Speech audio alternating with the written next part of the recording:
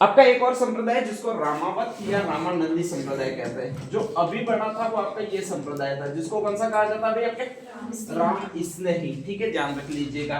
ये तो था राम को ही मानता लेकिन निर्गुण पंथ था पूरा पूरा। ठीक है, राम की मूर्ति पूजा नहीं करता है, बस राम की कहानी को मानता है, बाकी मूर्ति पूजा नहीं करेगा। ये राम को मानता भी है और उनकी मूर्ति पूजा भी करता है, तो यही संप्रदाय कहलाता है रामायण या फिर कौन सा संप्रदाय कहलाता है आपके रामानंदी। दो संप्रदाय क्या होते हैं, एक तो शैव संप्रदाय है और एक कौन सा संप्रदाय भाई आपके वैष्णव। वैष्णव में या तो राम की पूजा की जाएगी या फिर किसकी पूजा की जाएगी आपके कृष्ण की पूजा की जाएगी। ठीक है, ध्यान रख लीजिएगा, क्योंकि ये दो इन्हीं के रूप है। शैव की पूजा करने वाले जो भी संत है वो दक्षिण भारत में नयनार कहलाते हैं। इसलिए RSSI की परीक्षा दोगे और ये शब्द आएगा ही आएगा कि शैव के पूजक आलवार कहलाते हैं, तो गलत स्टेटमेंट है। ठीक है, ध्यान रख लीजिएगा।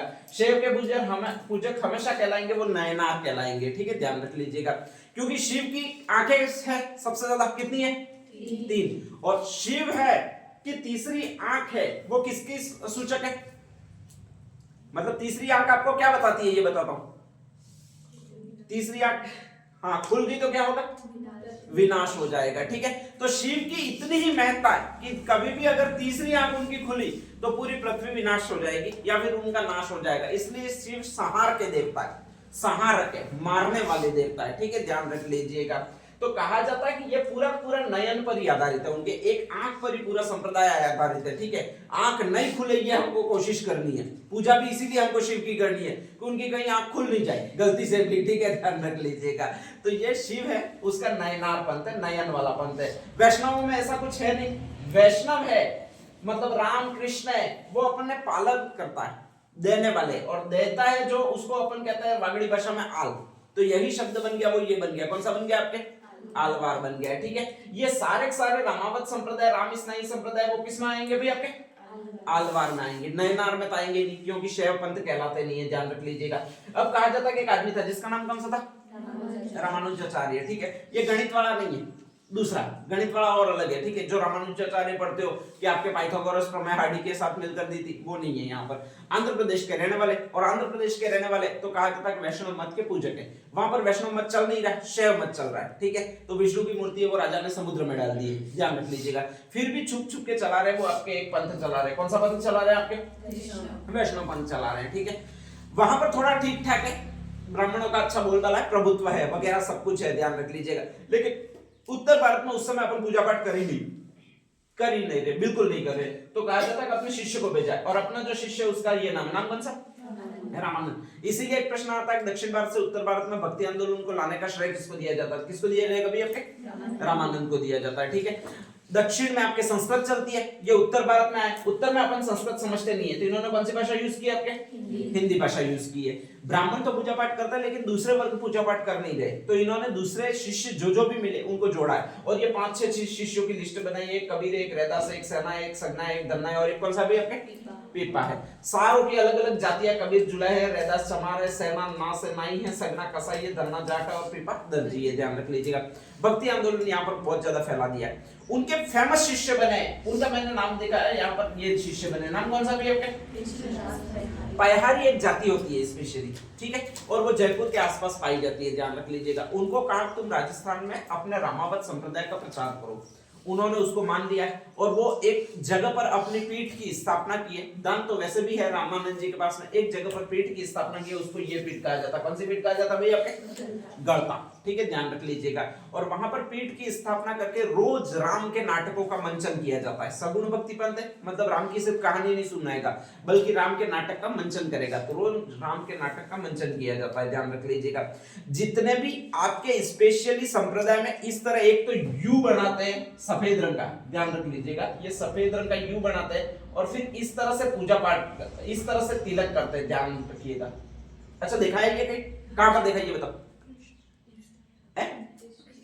किसके माथे पर ये ऐसे करके ऐसे तिलक बनाते हैं, और एक यहाँ पर हल्दी चंदन का यहाँ पर बीच में होता है, और यहाँ पर व्हाइट रंग का तिलक बनाते हैं, वो किसके माथे पर देखा, ये लो किसी के माथे पर नहीं देखा, याद नहीं आ रहा, देखा तो है लेकिन। ठीक है, लगभग जया किशोरी के माथे पर देखा होगा। हाँ, तो अब याद आता है, पहले क्यों याद नहीं आता ध्यान रख लीजिएगा। ऐसे कई प्रकार के और संत होंगे। जब भी ये 3 प्रकार के तिलक यानी 2 रंग इस तरफ व्हाइट और 1 रंग अगर इस तरह मिलता है तो वो गोपी चंदन का तिलक कहलाता है। कौन सा तिलक कहलाता है भाई आपके? हाँ, ये प्रश्न आता है फिर, इसलिए बता रहा हूँ, ठीक है, कि गोपी चंदन का तिलक कौन से संत या कौन से समुदाय द्वारा लगाया जाता है। तो वो यहीं पर है, आपके फेमस हुआ वो यहीं से रामानंद जी ने फेमस किया है कि भाई अपने संतों की अलग पहचान हो जानी चाहिए, ऐसा नहीं होना चाहिए। ये सारों ने अलग अलग कुछ ना कुछ टर्म्स अपनाए हैं, ठीक है, ध्यान रख लीजिएगा। रामचरण जी कह रहे हैं वो क्या है कि क्लीन शेव रहना, मूछें भी नहीं रखनी है, और क्या नहीं रखना है भाई आपके? दाढ़ी भी नहीं रखनी है, माथे के बाल बहुत छोटे छोटे रखने हैं, ऐसे नहीं जेतरा बना दिए और फिर संत बन के बैठ गए, ऐसे नहीं, एकदम मस्त लगना है, ऐसा कि कोई भी आपको आए तो पसंद करते ऐसा लगना है, ठीक है। तो प्रेम के प्रतीक वाले सारे रामचरण जी के शाहपुरा वाले, ध्यान रख लीजिएगा। तो ये इस तरह गोपी चंदन का तिलक लगाते हैं, जनेऊ पहनते हैं, चाहे किसी भी जाति के हो। और आपके स्पेशली इनका फेमस मठ है उत्तर राजस्थान में, वो अपने राजस्थान में ही है। राजस्थान में भी कहां पर है भाई आपके? गढ़ता में। ये गढ़ता वही स्थान है जहां पर बहुत ज्यादा बंदर पाए जाते हैं, लाल मुंह वाले बंदर पाए जाते हैं, स्पेशली पूंछ से पत्थर मारने के हस्त, सिद्ध हस्त होते हैं। तो ये सारे बंदर है वो यही पाए जाते हैं, और ये गढ़ता है वो मंकी वैली कहलाता है। इसी को आपके स्पेशली कहा जाता है उत्तरी राजस्थान में, वो क्या कहा जाता है आपके? तोताद्री कहा जाता है। तोताद्री का मतलब होता है कि तोताद्री एक दक्षिण भारत में स्थान है, तमिलनाडु में, ठीक है। वहां पर रामानुजाचार्य पूजा करते थे फर्स्ट में, इसीलिए उत्तर भारत का तोताद्री कहा जाता है, वो यहीं पर कहा जाता है, ध्यान रख लीजिएगा। नेक्स्ट आगे कृष्णदास जी परिहारी की धीरे धीरे बाद में, भाई ऐसा था नहीं हजारों साल तक जिएंगे, 90 साल के वो उनकी मृत्यु हो जाती है, तो उनका फेमस शिष्य बनता है, और उस शिष्य का मैंने यहाँ पर नाम लिखा है, कौन सा नाम है भैया आपके? अग्रदास जी, ठीक है, ध्यान रख लीजिएगा। और अग्रदास जी इस संप्रदाय को आगे बढ़ाने का काम करते हैं। संप्रदाय कौन सा आपके? रामानंद संप्रदाय, ठीक है, ध्यान रख लीजिएगा। पहला आदमी आया वो कौन सा आया अभी आपके? कृष्णदास परिहारी। दूसरा आदमी आया वो कौन सा आया अभी आपके? अग्रदास जी, ठीक है, ध्यान रख लीजिएगा। और अग्रदास जी इसके फेमस संत बनते हैं, ठीक है, ध्यान रख लीजिएगा। लेकिन कहा जाता है अग्रदास जी एक बार कहानी सुना रहे होते हैं। एक्चुअल में सुनानी कौन सी कहानी है, कौन से भगवान की सुनानी है? अबे मैं कब से कह रहा हूँ रामानंद राम की पूजा करते हैं, तुम कृष्ण की कहां ले जा रहे हो? नेक्स्ट किसकी सुनाती है? राम की। तुम्हारे जैसे ही थे ऐसा लगता है मुझे, ठीक है, ध्यान रख लीजिएगा। राम की कहानी सुनाते सुनाते वो कृष्ण की कहानी बीच में डाल देते हैं, ठीक है, ध्यान रख लीजिएगा। और कृष्ण की कहानी जैसे ही बीच में डाल देते हैं तो यहाँ पर मैंने एक संप्रदाय लिखा होगा, और वो जो संप्रदाय वो कौन सा संप्रदाय है भाई आपके? रसिक संप्रदाय। रसिक का मतलब रस लेने वाला, ठीक है, गोपियों को नचाने वाला, उनके कपड़े चुराने वाला, ऐसी कहानी बीच में डाल लेते हैं। तो सुना रहे वो स्पेशली राम की कहानी, और बीच में किसकी कहानी डाल देता है? कृष्ण की कहानी, ठीक है। कह देता है कि राम जो है वो स्पेशली तालाब के किनारे बैठ जाते थे, ठीक है, वहां पर गोपियां नहाने आती थी और फिर कपड़े चुरा देते थे। यो सारा गालमेल हो गया तुम्हारे जैसे ही, ठीक है, ध्यान रख लीजिएगा। वो भक्त बोलेंगे बाबा तू गलत सुना रहा है ठीक है, ध्यान रख लीजिएगा। ये तो अपने संप्रदाय में तो कृष्ण है ही नहीं, अपने संप्रदाय में है वो कौन है भाई आपके? राम है, ठीक है। तो ऐसी कंडीशन में कहा जाता है कि फिर उनको एक्सेप्ट नहीं किया जाता है। जैसे ही एक्सेप्ट नहीं किया जाता है तो वो यहाँ से एक जगह और चले जाते हैं, और वो र पर ही मैंने एक गांव लिखा है। कौन सा गांव लिखा है भाई आपके?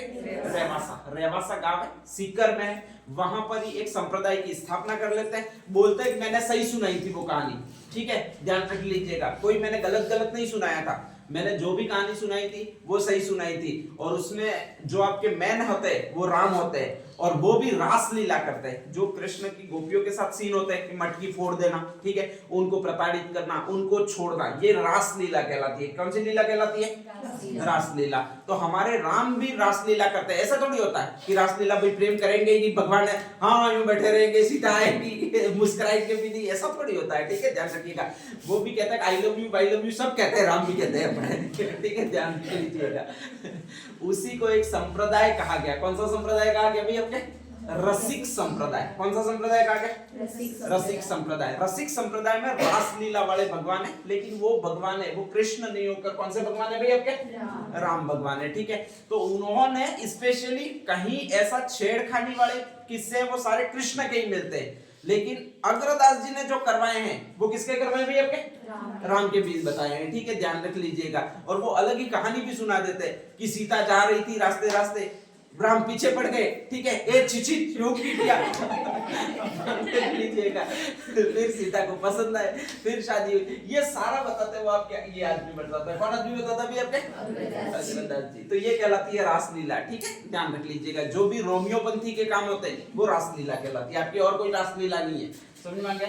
नेक्स्ट आगे तो कहा जाता है ये आपके इन्होंने रसिक संप्रदाय की स्थापना की थी, ठीक है, ध्यान रख लीजिएगा। कालांतर में ये मर गए, इसके बाद भारत में शासन हो गया वो औरंगजेब का हो गया। और औरंगजेब तो मैं बार बार बताता हूं क्या करता था, चाहता था पूरा भारत इस्लाम धर्म में कन्वर्ट हो जाए, और पूरा भारत इस्लाम धर्म में कन्वर्ट हो जाए तो वो साधु संतों को बहुत बुरी तरह से निर्दयी मौत देता था, ठीक है, ध्यान रख लीजिएगा। और ऐसी कंडीशन में उसने अटैक करने शुरू किए, और जैसे ही अटैक करने शुरू किए तो उसने जयपुर में भी अटैक किया। जो कृष्णदास जी का पंथ था वो कहां पर था भाई आपके, उसको तोड़ दिया। तो उसको बचाने के लिए एक आदमी आया जिसका नाम ये था, कौन सा नाम था भाई आपके, बाल नंदाचार्य, ठीक है, ध्यान रखिएगा। या फिर इसको आपके किताब में लिख रखा है वो बालानंद लिख रखा है, दोनों यही है, बाल नंदाचार्य है तो भी यही है, बालानंदा है तो भी यही है।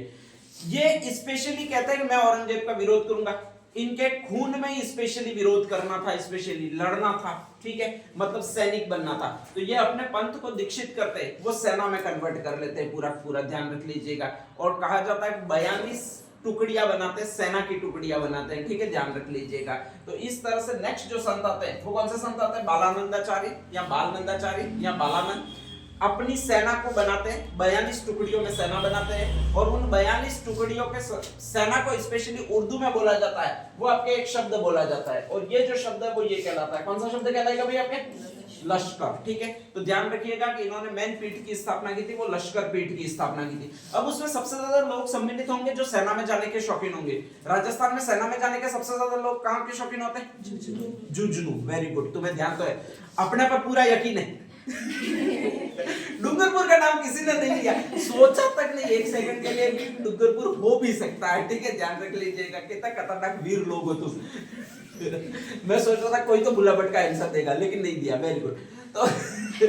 तो नेक्स्ट आगे झुंझुनू में अपनी प्रमुख पीठ स्थापित करते हैं, वहीं पर सेना बनाई जा सकती है, ठीक है, ध्यान रखिए। वैसे में झुंझुनू के लोग वीर है, बहुत अच्छे है, ध्यान रख लीजिएगा। अपन है वो बहुत पिछल हुए वाले। तो कहा जाता है झुंझुनू में अपनी फेमस पीठ स्थापित करते हैं। तो अग्रदास जी है वो तो सीकर में रहते हैं, सीकर से भी आगे झुंझुनू में इसकी पीठ स्थापित की जाती है। वो किसके द्वारा स्थापित की जाती है भैया, आपके बालानंदी जी द्वारा स्थापित की जाती है, ठीक है।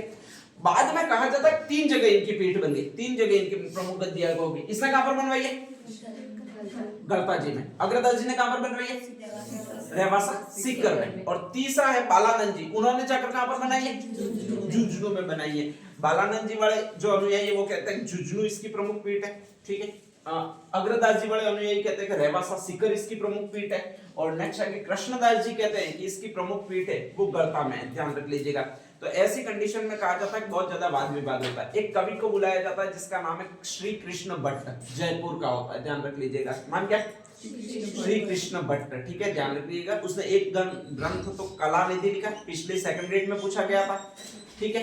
कलानिधि पूरा पूरा कृष्ण पर आधारित है, इसीलिए उसका कृष्ण भट्ट नाम है। नेक्स्ट आगे दूसरा इसको बुलाया जाता है कि भाई इसका कुछ विचार विमर्श करके सॉल्यूशन करो कि मैन गद्दी कहां पर है। तो कहा जाता है कि वो एक ग्रंथ लिखता है और उसका एक नाम है स्पेशली राम पर लिखा गया, और वो जो नाम है वो कौन सा नाम है भाई आपके, राम रासा, ठीक है, ध्यान रख लीजिएगा। तो एक ये क्वेश्चन आएगा कभी न कभी, राम रासा ग्रंथ किसने लिखा था, वो आपके इसी आदमी ने लिखा है, स्पेशली श्री कृष्ण भट्ट ने कलानिधि कृष्ण पर और राम रासा पूरे राम पर लिखा है। और उसमें इसने बताया कि इसकी मेन पीठ है वो पहली पीठ ही रहेगी। पहली पीठ का मतलब जो जयपुर में का मतलब जो कहां पर है आपके, गढ़ता में, वही इनकी पहली पीठ रहेगी, ठीक है। और बाद में कहा जाता है कि इनकी पहली पीठ है वो वहीं पर, उसी को मेन पीठ मान लिया जाता है। तो 3 क्वेश्चन आते हैं इसमें कि रामानंद संप्रदाय की राजस्थान में स्थापना किसने की थी, तो इसने की है, नाम कौन सा आपके, कृष्णदास पहाड़ी ने, कहां पर किए, हाँ। नेक्स्ट आगे इसको रसिक संप्रदाय में कन्वर्ट किसने किया, अग्रदास जी ने, कहां पर किया, रेवासा ग्राम सीकर में, र से र दोनों मिलेंगे, ठीक है। और इसको फिर सैन्य पंथ में, लश्करी पंथ में या लश्करी पीठ में कन्वर्ट किया, वो किसने किया, बालानंद जी ने, ठीक है। और कहां पर किया भाई आपके, झुंझुनू में। तीनों रेगुलर आते हैं। अगर राजस्थान के नक्शे में देखोगे तो इधर जयपुर आएगा, जयपुर के जस्ट बाद सीकर है, सीकर के बाद जस्ट बाद कौन सा भी आपके झुंझुनू में। रेगुलर ये पीठ है वो इधर जाती गई है जैसे जैसे आते गए वगैरह, ठीक है। बाकी इसमें और कुछ है नहीं। तो नेक्स्ट आगे लिख दीजिएगा। लास्ट क्या लिखना रहा भाई आपके?